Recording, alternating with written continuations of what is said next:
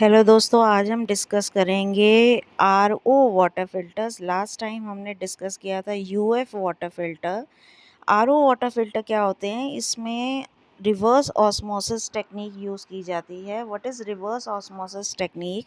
There is a membrane which has pores in it. इसको हम semi permeable membrane कहते हैं। On the one side of semi permeable membrane, contaminated water is put and forced to pass through the semi permeable membrane.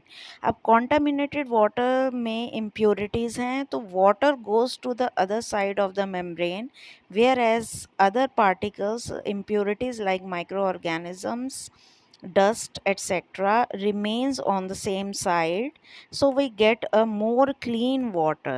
Now in this case, why it is called as reverse osmosis? Because we are forcing water from high concentration to low concentration.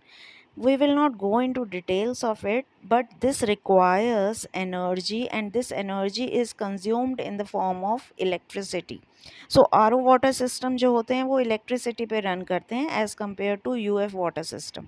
अब इसका major disadvantage ये है कि ये जो water produce करता है उसमें 1 लीटर ऑफ वाटर के साथ ये 4 to 5 litre of water waste कर देता है, जबकि UF membrane water filters, UV water filters में इस तरह से नहीं होता है। बट स्टिल ये बहुत ही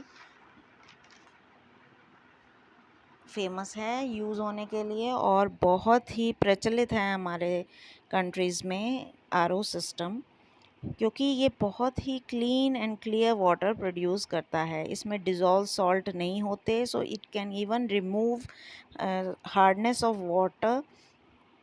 अब आप कोई भी फ़िल्टर जब परचेज़ करने जाते हैं तो you will see that RO water filter के साथ कुछ अदर टेक्निक्स भी मेंशन होती हैं, जैसे कि UV water filter, UF water filter. It is fitted in the same RO. So what does that mean? This means that RO only alone do not filter the water. It is the combination of different systems. अब उसमें cylindrical parts, you can see the cylinders fitted inside the R water purifier.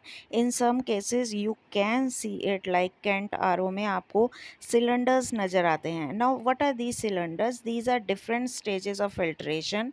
अब मैं 4 stage filtration यहाँ आपके साथ share करूँगी. First filtration जो होता है वो होता है sediment filter. It removes sediments and other large solid matter like dirt, silt and rust. इससे क्या होता है, जो वाटर का टेस्ट है और अपीयरेंस है वो बहुत डिफरेंट हो जाता है। ये फ़िल्टर जो है वो कार्बन फ़िल्टर को भी प्रोटेक्ट करता है। सेकंड स्टेज जो होती है वो कार्बन फ़िल्टर की होती है। कार्बन फ़िल्टर क्या होता है इसका मैं एक अलग से लेक्चर दूंगी, but here we will just have a brief idea कि दिस कंटेन एक्टिवेटेड कार्बन, और ये एक्टिवेटेड कार्बन जो है वो क्लोरीन और क्लोरीन कंपाउंड्स को रिमूव करता है। इससे क्या होता है, जो आरओ मेम्ब्रेन है, जो थर्ड स्टेज का फिल्ट्रेशन प्रोसेस है, वो प्रोटेक्ट हो जाता है। आरओ मेम्ब्रेन को क्लोरीन से प्रोटेक्ट करना होता है because it gets corroded with the chlorine compounds.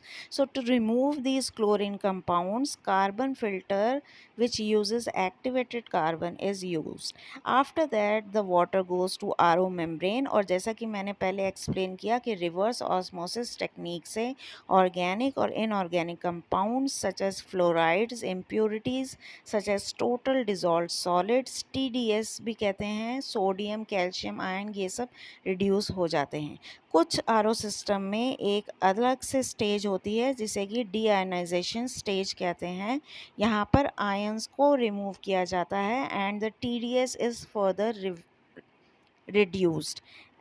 इसके साथ साथ यूवी स्टेज भी हो सकती है किसी आरओ सिस्टम में, जिसमें अल्ट्रावायलेट रेज को यूज़ करके जर्म्स को किल किया जाता है, लेकिन इस केस में आपके जर्म्स वहीं पर रह जाते हैं। अगर आप सिर्फ यूवी वाटर फिल्ट्रेशन यूज़ कर रहे हैं तो germs will remain in the water. However अगर आप आरओ सिस्टम यूज़ कर रहे हैं तो germs get removed by using UF membrane and you get a very clean water.